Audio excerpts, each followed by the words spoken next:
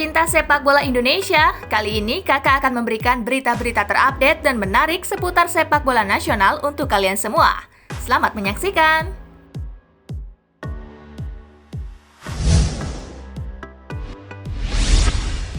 Timnas Indonesia U19 main cukup baik meski dibantai Kroasia. Timnas Indonesia U19 dicukur habis oleh Kroasia dalam laga uji coba. Meski kalah telak, Indonesia disebut masih main oke dibandingkan saat lawan Bulgaria. Bertanding di Stadion CRC Mladost, Čakovec, Selasa 8 September 2020, malam waktu Indonesia bagian Barat, Garuda Muda tumbang 1-7. Indonesia sebetulnya mengawali pertandingan dengan baik, yakni saat tembakan Irfan Jauhari membentur Bistar di menit ke-10. Saat laga mau berjalan setengah jam atau tepatnya di menit ke-26, tim besutan Sinteyong kebobolan oleh Philips Rilik. Selanjutnya giliran Aryan Berkovic yang merobek gawang Muhammad Adi Satrio. Gol ketiga Kroasia tercipta pada menit ke-44 lewat kepala Marko Boras. Bek berusia 18 tahun itu menanduk bola mutah selepas tendangan sudut yang tak kuasa ditahan lini belakang Indonesia. Skor 3-0 pun berakhir di babak pertama untuk Kroasia. Indonesia makin babak belur di paruh kedua. 4 gol diciptakan oleh Kroasia lewat Antonio Marin yang mencetak 2 gol. Indonesia cuma sempat memperkecil kekalahan 1-7 lewat Bagas Kava. Meski secara hasil mengecewakan, Sinteyong menjelaskan kalau ini merupakan proses, apalagi para pemain baru saja melahap materi latihan dengan intensitas tinggi. Ada beberapa momen di pertandingan tadi bahwa para pemain bermain cukup baik dibanding laga sebelumnya, namun secara hasil pasti ini mengecewakan karena kami kalah telak.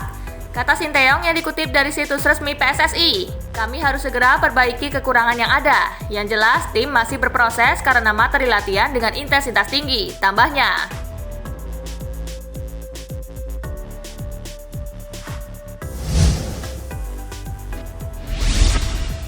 PSSI klaim laga siaran langsung Timnas Indonesia U19 seizin Sinteyong. Ketua Umum PSSI Muhammad Iryawan angkat bicara mengapa laga uji coba Timnas Indonesia U19 disiarkan secara langsung. Baginya, hal itu sudah atas persetujuan manajer pelatih Timnas Indonesia Sinteyong. Timnas Indonesia U19 memang tengah menggelar pemusatan latihan di Kroasia. Dalam pemusatan latihan tersebut, skuad Garuda Muda juga mengikuti International Friendly Tournament, di mana Timnas Indonesia menghadapi Bulgaria, Kroasia, dan juga Arab Saudi. Seluruh laga uji coba ini pun disiarkan secara langsung di televisi nasional Indonesia.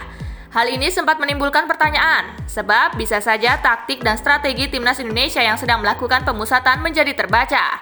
Terkait hal ini, Ketua Umum PSSI Muhammad Iryawan memberikan tanggapan. Yang bersangkutan, Sinteyong mengizinkan supaya bisa dilihat oleh masyarakat Indonesia bagaimana peningkatan para pemain Timnas Indonesia U19 yang secara fisik kita lihat memang sudah meningkat, ucap Iryawan.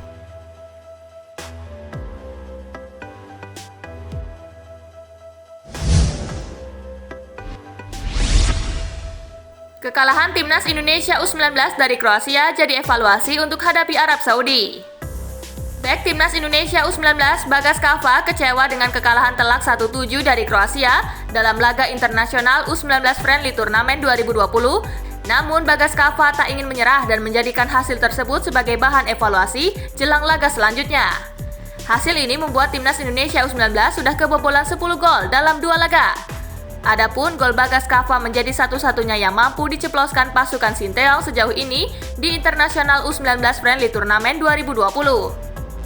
Kami akan evaluasi apa yang menjadi kekurangan kami dalam permainan melawan Kroasia. Kami bertekad agar bermain lebih baik lagi untuk laga selanjutnya, ujar Bagas Kava seperti dikutip situs resmi PSSI Rabu 9 September 2020.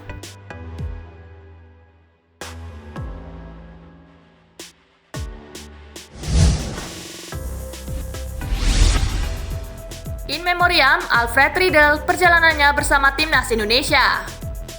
Alfred Riedel, mantan pelatih Timnas Indonesia, meninggal dunia. Juru taktik asal Austria itu 2 kali nyaris membawa skuad Garuda menjadi Raja Asia Tenggara. Riedel menghembuskan nafas terakhir di rumahnya di Pottendorf, Austria, Selasa 8 September 2020 sore waktu Indonesia bagian Barat. Pria kelahiran Wina tersebut wafat di usia 70 tahun akibat penyakit kanker. Di Indonesia, sosok Riedel bukanlah nama yang asing. Ya, dia pernah menangani Timnas Indonesia pada beberapa periode, yakni di tahun 2010 sampai dengan 2011, 2013 sampai dengan 2014, serta 2016. Ketika pertama kali ditunjuk sebagai pelatih Timnas Indonesia pada 2010, Riedel memimpin skuad Garuda dalam gelaran Piala AFF. Kala itu dia berhasil membawa Irfan Bahdim dan kawan-kawan melaju hingga babak puncak. Pada laga final menghadapi Malaysia, Timnas Indonesia tumbang 0-3 di leg pertama yang berlangsung di Stadion Bukit Jalil. Indonesia gagal menjadi juara setelah di leg kedua Timnas hanya mampu menang 2-1 atas Harimau Malaya dan kalah agregat 2-4. Alfred Riedel kembali ditunjuk sebagai pelatih skuad Garuda di tahun 2013 dan hanya bertahan 1 tahun saja. Usai dirinya gagal membawa Timnas lolos dari fase grup Piala AFF 2014. Pada awal tahun 2015, Riedel ditunjuk sebagai pelatih PSM Makassar. Mantan juru taktik Timnas Vietnam itu kemudian mundur di bulan April 2015 atau tepat sebelum kompetisi Liga bergulir akibat masalah kesehatan. Riedel lalu dikontrak kembali oleh PSSI untuk memimpin Timnas Indonesia pada Piala AFF 2016. Riedel lagi-lagi berhasil membawa Indonesia ke final kompetisi terbesar di Asia Tenggara itu. Bertemu Thailand di babak pamungkas, Indonesia sempat membuka asa menjadi juara setelah menang 2-1 di leg pertama yang berlangsung di Jakarta.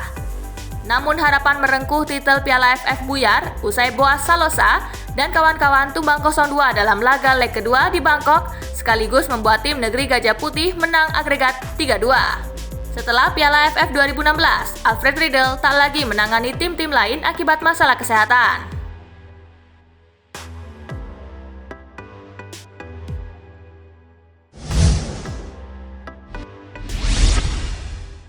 Lima evaluasi yang harus dilakukan Timnas Indonesia U19 pasca dibantai Kroasia. Timnas Indonesia U19 kembali menelan kekalahan pada ajang internasional U19 Friendly Turnamen 2020. Kali ini pasukan Sinteyong itu dibuat babak belur Kroasia dengan skor 1-7 pada laga yang digelar Selasa 8 September 2020 malam waktu Indonesia bagian Barat. Pada pertandingan tersebut, Timnas Indonesia U19 masih mengandalkan skema 4-4-2. Pelatih Sinteyong hanya mengganti 2 nama dari starter pada partai sebelumnya, namun situasi itu tak banyak mengubah gaya permainan Timnas Indonesia U19. Spasi Football Indonesia menilai secara keseluruhan, permainan Timnas Indonesia U19 masih belum padu. Lantas, apa saja evaluasi yang bisa dilakukan oleh pelatih Sinteyong untuk laga selanjutnya?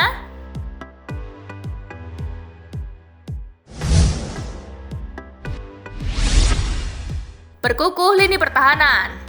Kebobolan 7 gol dalam satu pertandingan menjadi indikasi ada masalah di sektor pertahanan Timnas Indonesia U19. Para pemain kerap fokus dalam mematikan pergerakan individu ketimbang secara menyeluruh mengawal pemain lain. Timnas Indonesia U19 pada laga tersebut sering terkecoh pergerakan seorang pemain. Walhasil, banyak gol yang justru dilakukan oleh pemain dari lini kedua.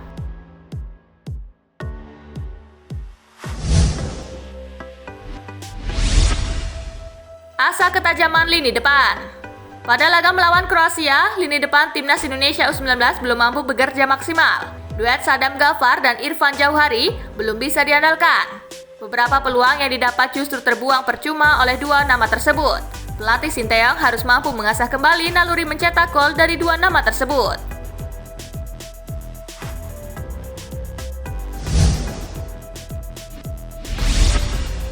Lini tengah kurang kreatif.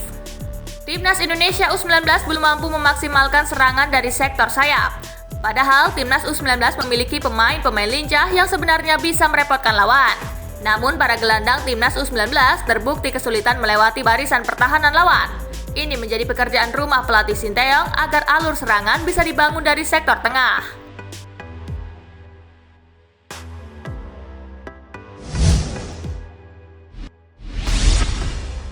Lemah duel fisik. Timnas Indonesia U19 terlihat kelabakan mengawal permainan Kroasia. Bahkan ketika harus melakukan duel fisik, para pemain selalu kalah dan terlihat lemah. Faktor inilah yang harus diperbaiki pelatih Sinteyong. Jika memang duel fisik tak memungkinkan, tentu saja lebih baik bermain pendek dan mengandalkan operan antar pemain ketimbang harus mengeluarkan kemampuan individu.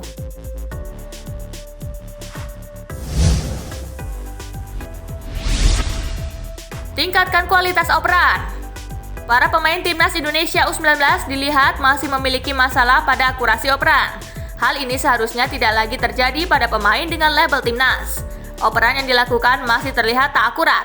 Bahkan komunikasi antar pemain belum terlalu padu sehingga alur serangan kerap terhenti di kaki pemain yang tak memahami rekannya.